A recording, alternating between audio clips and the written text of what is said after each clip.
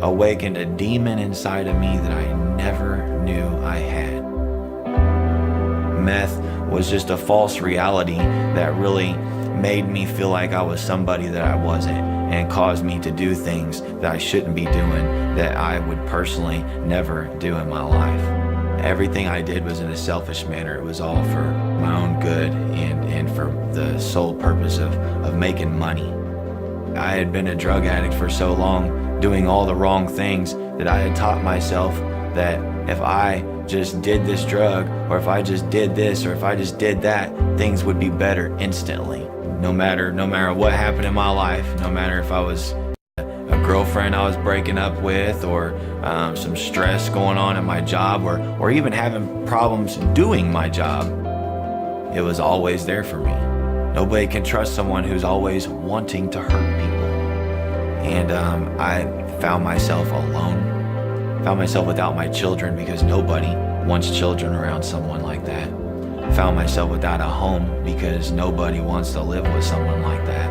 I thought all hope was lost. I had absolutely no hope. And so I started to embrace my situation and really just hiding behind the drugs. And I wasn't living a life that was any fun at all, but I hid behind the drugs and made it seem like it was. I wanted to run away from my problems, and I knew that I could do better. Eventually it led to me finally going to church, just following other people's lead that I saw were doing better than me. And so I figured, okay, I'll go to church and I'll get more. And I wanted to build this bridge from my loneliness to God, because I knew that God was the one everybody said could fix things. And so I wanted to build this bridge so I could get to God, and I would go to church and try to be religious and go to classes. And still there was something missing. I didn't know what it was. I couldn't figure out why I was doing everything that I thought I was supposed to be doing for this God that's supposed to save me, but yet I didn't feel like he was doing anything at all. Until eventually I was broken on Mother's Day. I went to my mom's room and I just started pouring my heart out to her, and I told her that I was broken, and not really that I was broken in a sense. Didn't use those words. My words were more like, I don't know what I'm doing wrong. Why isn't God saving me? Why isn't he here for me? And my mom, I remember, I'll never forget it. She said the most important words of my life. She asked me, what is stopping you from making that leap? And that's when I realized that I need to stop trying to do everything. I'm constantly climbing up this mountain, trying to do, when all I really, God was just waiting on me to just jump, just surrender.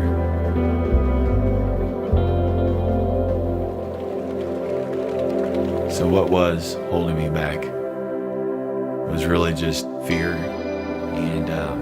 and really just not knowing how to even begin to surrender to God. I knew that I was a sinner, and I knew that I didn't deserve his mercy or his grace.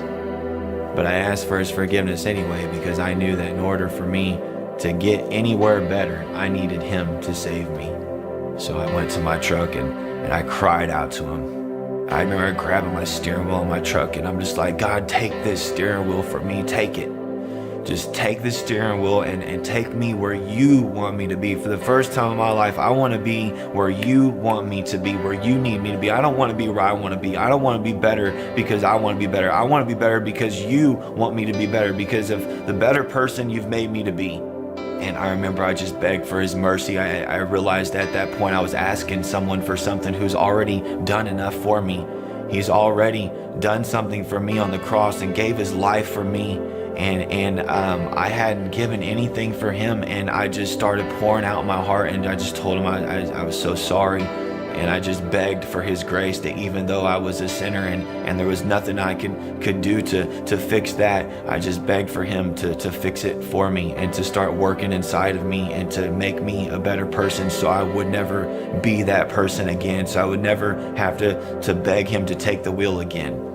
Since then, I have, not only do I go to church faithfully, but I enjoy church. I go to church and I feel like I'm getting trained for battle.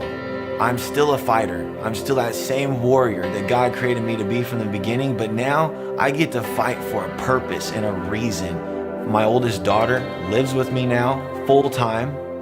I can't even begin to explain how much God has done for me just through that instance alone. I was able to lead my youngest daughter to Christ last year, and we got baptized together. I was able to baptize my own daughter. My oldest daughter that lives with me, I was able to lead her to Christ the following night. And another thing that God did for me is now I hear him talk to me. I don't hear him with my ears, but I hear him in my spirit. I know his instructions and his guidance, and I'm able to really know what to do next. Rather than just trying to do it all myself and figure out what to do, I actually know what to do now because God instructs me and he guides me through his word every single day.